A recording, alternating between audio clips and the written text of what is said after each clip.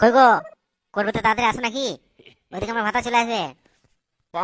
তু মাং মানে বাবা যদি শ্রোতা তোকে দায় নেই করবো নাকি? এই দেখো শুয়ে পড়ছি, তাড়াতাড়ি আসো।